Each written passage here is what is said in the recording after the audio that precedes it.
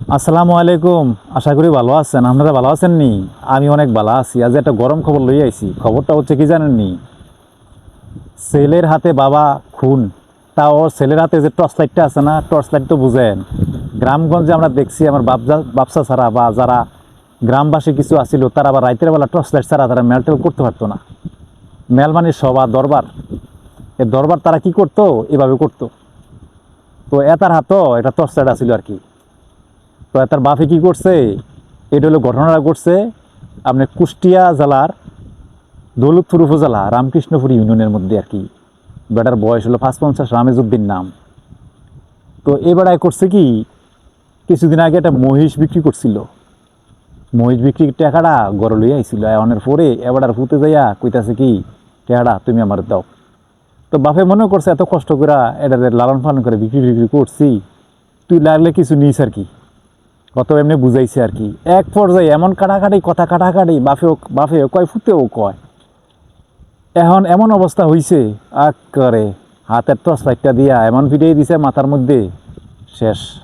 এরপরে উপজেলা স্বাস্থ্য কমপ্লেক্সে লয়ে গেছে, ইয়ানকে মৃত্যুবরণ করছে। কারণ আমার এই ঘটনাটা করার উদ্দেশ্য হইল, হজরত মোহাম্মদ সাল্লাহ সাল্লাম বইলা গেছে শেষ জামানায় কি হইব, কিছু কথা বইলা গেছিলেন। এই জামানায় কি হইব জানেন? ইসলাম থেকে মানুষ দূরে থাকবে, কিন্তু মসজিদ ভর্তি লোক থাকবো। অযোগ্য লোক আছে না, এগুলা নেতৃত্ব দিব। দর্শন বাইরে যাইব, হত্যা বাইরে যাইব, প্রতারণা বাইরে যাইব, বিশ্বাসঘাতকতা বাইরে যাইব। এমন পরিমাণে বাড়বে। আর উঁচা উঁচা বিল্ডিং দেখেন ঢাকা শহর, গাজীপুর, এখন তো গ্রামও শুরু হয়েছে প্রতিযোগিতা, কার বিল্ডিংটা কত বড়। এই হইলো এই হইলো অবস্থান। এটাতে কি বোঝা যায়? এই যে এটা কিয়ামতের আলামত না কি? এরপরে আল্লাহর ইচ্ছা যখন দুনিয়ার মধ্যে এইভাবে ব্যভিচার শুরু হবে, হত্যাকাণ্ড শুরু হবে, দর্শন শুরু হবে, তখন আল্লাহর ইচ্ছা কি হবে? ঈসা আলাইহিস সালাম দুনিয়াতে আবির্ভূত হবে নতুন করে। তখন তখন দাজ্জালকে হত্যা করবে, হত্যা করার পরে শান্তি প্রতিষ্ঠিত হবে, ইয়াজুজ মাজুজ আসবে, এরপরে কিয়ামত সংঘটিত হবে। আমার প্রশ্ন হইল, এই যে বাবা নামে বটবৃক্ষ, এই বাবা যতদিন আছে আমাদের শক্তি, আমাদের উৎস। এই বাবার পাশেই তো আমরা এক সময় বাবার হাত ধরে মার্কেটে যাইতাম, স্কুলে যাইতাম। এই যে বাবার যে বৃদ্ধাঙ্গুলটা আছে না, এই যে বৃদ্ধাঙ্গুলটা দইরা, আর এই বাবাটারে আমরা অসহায়ভাবে বৃদ্ধ পাইয়া, অসহায় পাইয়া, সুযোগ পাইয়া কেমনে ফিটাটা দিল। তার কি একটু আত্মা কাঁপছে না? তে কি জানে না হাদিসটাতে কি মুসলমান না? একজন মানুষ যদি একজন মানুষকে হত্যা করে, তাহলে সেই জন্য সমগ্র মানব জাতিকে হত্যা করলো। এই হাদিসটা কি শুনছে না? তারা কি তারা হুজুরা কইছে না? তে কিরা জানে না? এই ধরনের কুলাঙ্গার গুলারে বিচার করার কি দরকার ছিল? তারে পুলিশ আবার ওই দৌলতপুর উপজেলার ওসি আবার তারা গ্রেপ্তার করছে। গ্রেপ্তার আজকের ঘটনাটা বুঝছেননি, গ্রেপ্তার করে লইয়া গেছে গা। তো এই বাবাই তো, এই বাবার পাশেই তো ঘুমাইছি।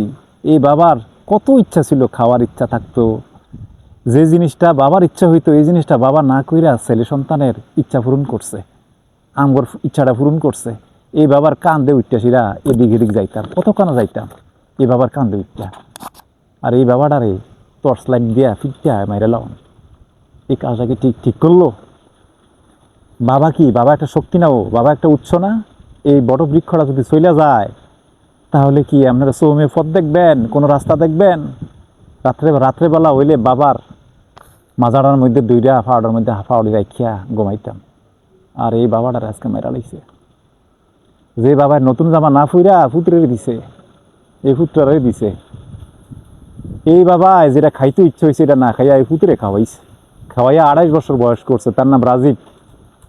আমি তারে কুলাঙ্গার কয়াম, হত্যাকারী কয়াম। তে তো দুনিয়াও শেষ করলো, আখেরাতও শেষ করলো। আখেরাতে কিতে যেতে পারবো? আখেরাতে তার এমনই শেষ। এটা হলো কাবিরা গুনাহ, শেষ তার লাইগা। তো এই যে কাজটা করলো তার বাপটা শেষ। এটা ওইটারে না, এটা উল্টো ওইটারে না। যে পিতারাতে পুত্র খুন এটা খুব কম। সীমা লঙ্ঘনকারী হয়ে গেলে যদি দু একটা ঘটনা ঘটা থাকে আর কি, বেশিরভাগ দিয়ে এই ঘটনাই ঘটতেছে।